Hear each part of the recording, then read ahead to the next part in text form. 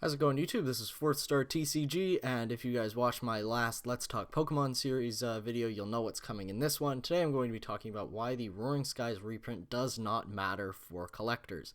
Now, this has sort of been the big news in the Pokemon card collecting sphere over the last week or so. It's been that Roaring Skies, probably one of the most valuable sets in the XY series, will be seeing a reprint. Pokemon will be not, instead of doing a Shaymin EX box or a Shaymin tin, which a lot of people expected, we will be getting a full reprint of the Roaring Skies set. They'll be producing more packs, more booster boxes. They'll be in stores to purchase at the regular $4 a pack, $100 for a booster box, around that level. And a lot of people are talking about this, how it's sort of destroying Roaring Skies, both in value on the TCG Online and in real life. Shaymin EX will take a huge hit. Other cards from Roaring Skies will become less valuable. And I'm here to speak to the collectors directly and tell you that this reprint doesn't matter to you. You shouldn't be worried about it, and here's why. First, Roaring Skies, and you guys should refer back to my last Let's Talk Pokemon series, my collectibility versus playability and where Pokemon cards get their prices from. That's a very important video that you guys should watch before you watch this video. Roaring Skies as a set is a set that derives its value from its playability. The cards in Roaring Skies are very playable. You have cards like, for example, Shaymin EX. That's a $50 card right now.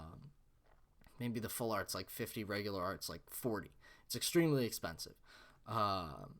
Reason being, it's essential for every Pokemon trading card game deck today. Almost all decks will run 2 copies of Shaymin EX. Other cards that are in Roaring Skies that are very playable. Mega Rayquaza EX. That card has been hyped up a lot. Hasn't seen a ton of play, but it's still very competitively viable. Stuff like very important trainers like the Gold Versus Seeker. That secret rare, that's probably worth $25. Trainer's Mail is a $4 card right now. The secret rare is probably 18 to 20. Stuff like that. They're very valuable cards. Skyfield is very valuable, works in a lot of decks. The chance to pull these cards, get like $4 uncommon in Trainer's Mail. Skyfield's probably a couple bucks or something right now. It's very big. And there really hasn't been a set that sees this level of sort of being very overall good. It's good for players. It's got so many playable cards in it, and it's very highly in demand for players.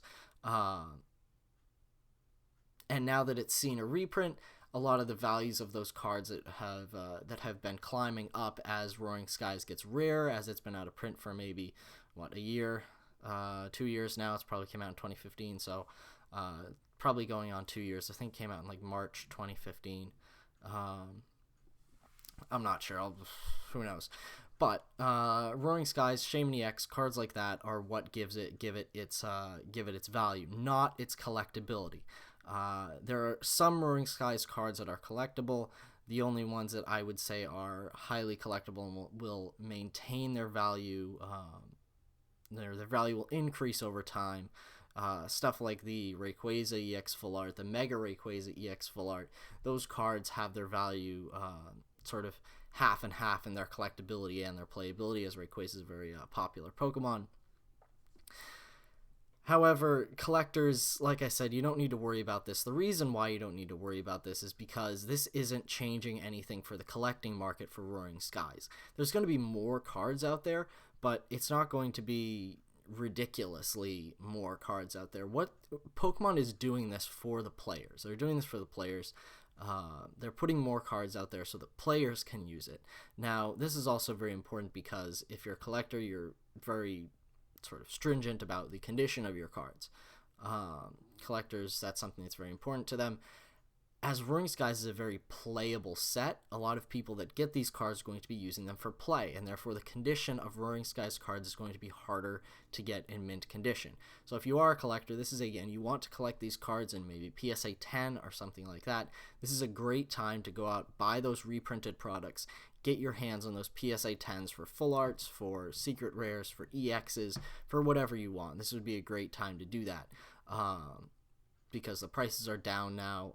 It's going to be a good time to go out and do that.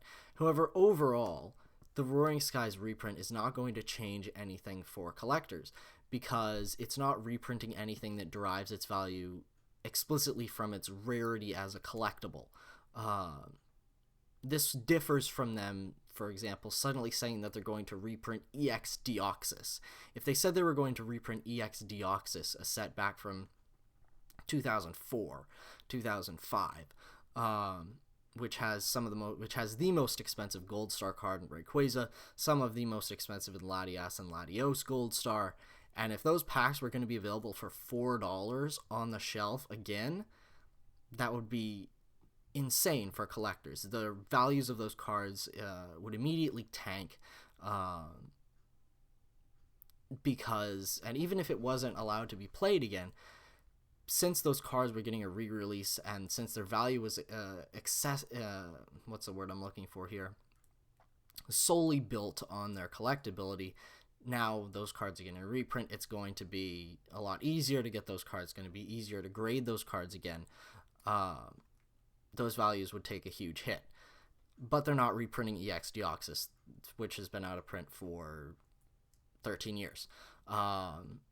They're reprinting Roaring Skies.